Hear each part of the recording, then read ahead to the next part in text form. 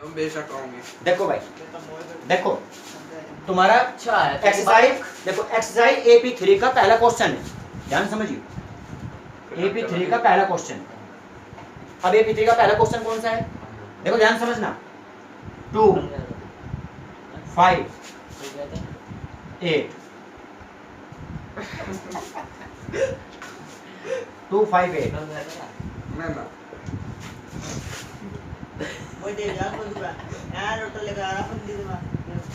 इसमें हमें क्या करना है? किस टेप? हाँ भाई ध्यान समझिए।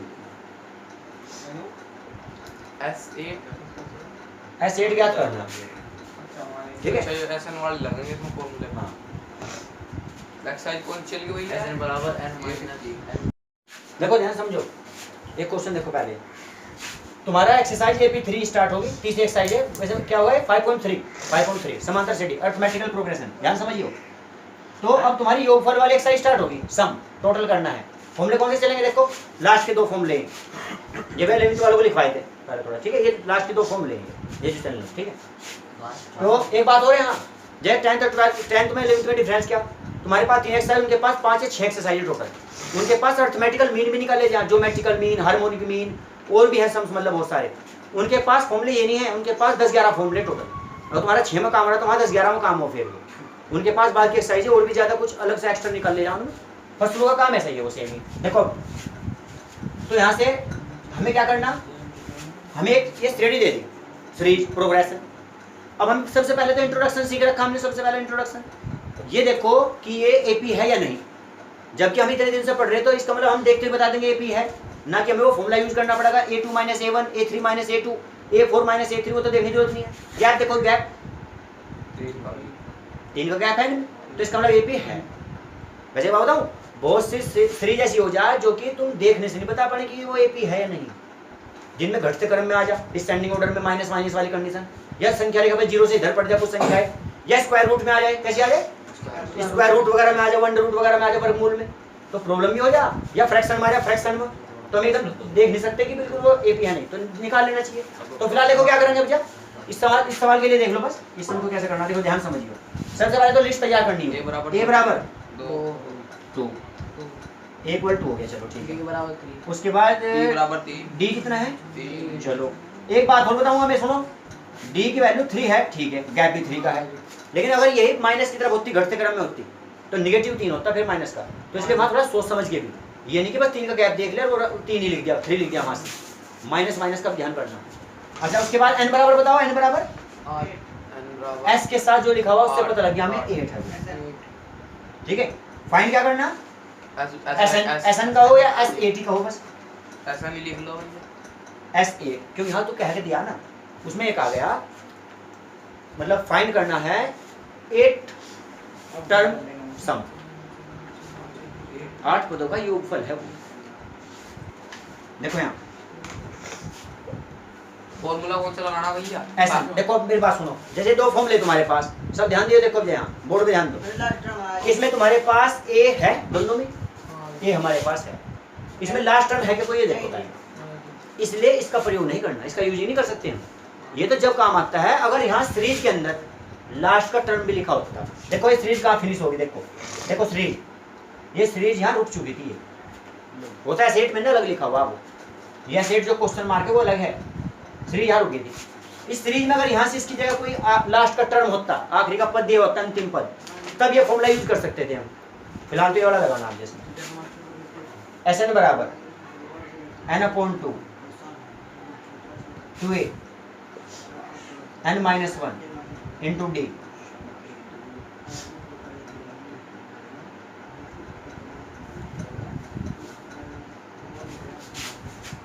S8 8/2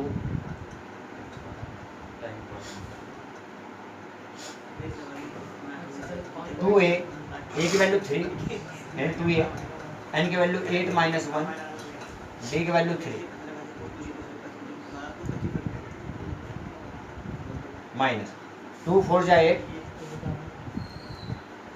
बाहर 4 है, उसे ऐसे रहने दो बाहर ही, 2 2 जा 4, 8 - 1 कितना बस 7, फिर मल्टीप्लाई कितनी बाहर, इसमें D की वैल्यू 3 प्लस 4 7 3 जा 21, 21 में 4 ऐड करो 25, लास्ट में जाके एक बार S होल्ड लिख देंगे S8, 25 4 जा 100।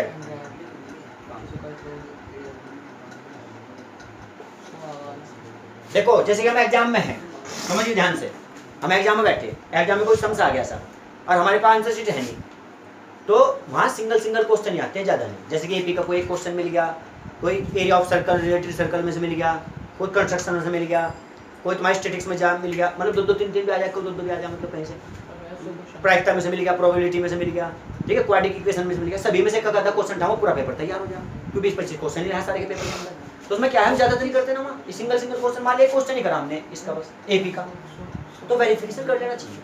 कैसे वैसे हो जाएगा। अब जैसे कि ये तुम्हारा 8 पदों का योगफल कहा गया, 8 टर्म्स का सम्स करना है, ठीक है, तो इन्हें बना लो क्योंकि ज़्यादा नहीं है ये। अगर यही होता 56 टर्म का सम 56 तो 56 पद लिखना बहुत बड़ी बात होती, टाइम वेस्ट होता उसमें, तो छोटा मोटा थोड़ा करा जा सकता है, जैसे कि 2 5 8 11 14 3 का तो है ना इसमें टोटल, ये फिर 17 फिर 20 फिर कितना हुआ 23, 1 2 3 4 5 6 7 8 पूरे हो गए कंप्लीट। इन्हें ऐड कर लो, जैसे कि ऐड करने में भी बहुत टाइम बचाना, तो इसे इसके साथ जोड़ लो।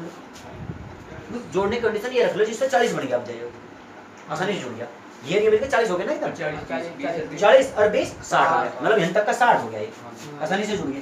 इसके साथ कॉम्बिनेशन इसका लेना फायदा, इसका फिर इसका, क्योंकि ये तो 25 हो गया, 25 5 30 हो गए, और 30 और 10 ये हो जाएंगे आराम से, 40 या 60 ये टोटल मिलकर 100 हो गया, और ये 100 ही आ रहा। इसका मतलब 8 पदों का योगफल अगर 1 टर्म्स को प्लस किया जाए तो उनका टोटल 100 आएगा फिर। लेकिन अब देखो ये फॉर्मूले बनाए क्यों जाएंगे, ये तो वेरिफिकेशन वैसे करवा दिया मैंने, जरा पेज पर करना था तुम्हें आगे एग्जाम में भी, वो भी समय बच जाएगा। देखो सब कंप्लीट है भाई, चलो हम वेरिफिकेशन करके देखेंगे, हमारा क्या नाम आंसर शीट नहीं हमारे पास है, तो देखने वाली बात है बस, अपना कंफर्म करने वाली बात कि पक्का सही है गलत है, थोड़ा डाउट है क्या। अगर यही ज़्यादा जम होते तो टाइम वेस्ट होता, फिर कहाँ तक तुम लिख देखते। अरे बात हो रही फॉर्मूले बनाए क्यों गए, अभी तुम्हें कह रहे थे कि 1050 पदों का योगफल ज्ञात करो, बताइए 1050 पद कौन, चल 3 ही जोड़ना, सबको पता लग गया 3 जुड़ा गया इसमें, बस 3 जोड़ के 1050 पद कहाँ तक लिखोगे, उनके बीच में प्लस लगा के जोड़ने, फिर तो एक बड़ी से बड़ी संख्या को जोड़ने के लिए बनाई जाए फॉर्मूले बनाए करो, कैसे नोट करो, 32 पेज कॉपी मिला है, नोट करो।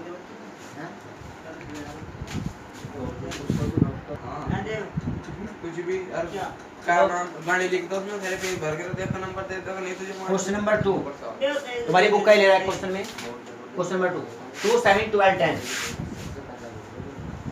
2 7 12 2 7 12 dot dot dot dot finish. अब यहाँ से करना हमें 10 पदों का योगफल, 10 पदों का योगफल याद करना, सम करना, फाइंड करना, यानी मैंने यहाँ लिख के छोड़ दिया S10 ये देखो 10 पदों का योगफल, इसे अपना पूरा एक बार साइड में लिस्ट बनाओ पहले, तो A इक्वल कितना है, D इक्वल कितना है, N इक्वल 10 हो जाएगा, S10 फाइंड करना, फॉर्मूला ये लगाना, करो। देखो भाई एक नेगेटिव वाला, हाँ जतिन एक नेगेटिव वाला देखो, क्वेश्चन नंबर 3 देखो -37 -33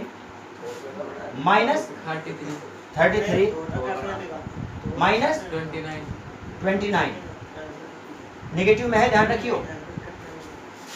अब देखो कम होती जा रही है, तो देखिए नेगेटिव आवर डी कैसा आवर, देखिए ध्यान करिए, ये यहाँ तक finish. S12 equal question mark, S12 क्या करना, तो लिस्ट बनाओ पहले, तो लिस्ट A की वैल्यू कितनी -37, चलो ठीक है। ऐसे में काम करियो, सुनो ध्यान से, ऐसे में D को डायरेक्ट लिखने की कोशिश ना करिए, जब देखो इसमें डिफरेंस दिख रहा 4 का डिफरेंस, 4 का डिफरेंस है, पर डायरेक्ट लिखने की कोशिश ना करियो क्योंकि इनमें साइन चेंज हो जाएगा। देखो जैसे कि सबसे पहले माइनस के ये लिख लो, नहीं पॉजिटिव भी बन जाएगा वो।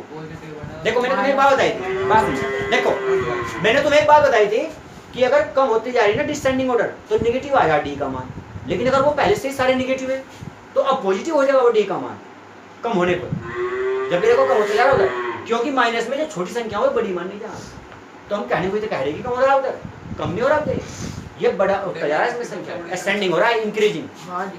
देखो अभी देखो यहाँ चीज कैसे करेंगे, पहले A2 माइनस के 33 और फिर ये माइनस के 37। देखो एक माइनस तो इसमें है 37 और एक माइनस बीच में लेना हमें वो माइनस करने के लिए, तो माइनस माइनस प्लस हो जाएगा फिर ये, तो डी की वैल्यू प्लस का 4 ही चलेगा अभी भी, प्लस का 4 और n इक्वल कितना 12 और क्या करना है इसमें फाइंड S12। फॉर्मूला यही चलेगा Sn। वो कुणाल माइनस की सबसे बड़ी संख्या का नाम बताइए, क्या क्या क्या है?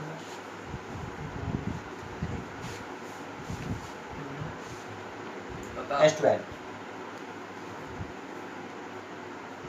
n/2 12 अपॉन 2 ब्रैकेट कर लेंगे 2a ब्रैकेट में लिख दो माइनस के 37 प्लस क्या है n कितना 12 माइनस 1 और d की वैल्यू कितनी पॉजिटिव है, अगर पॉजिटिव ना होती तो ब्रैकेट के अंदर रखते से भी ठीक है, प्लस का मार्क लगाओ यहाँ।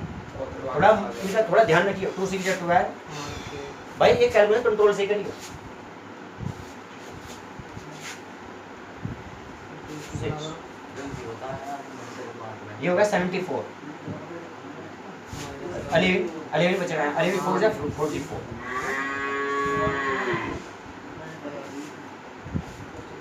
6 मल्टीप्लाई इसमें से माइनस करो 30 माइनस के 30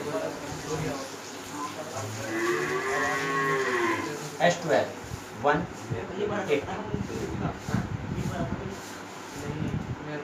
हाँ जी लेकिन कहीं पे जब हम इसकी में मल्टीप्लाई करेंगे तो ये आ गया, लेकिन कहीं का होगा ये माइनस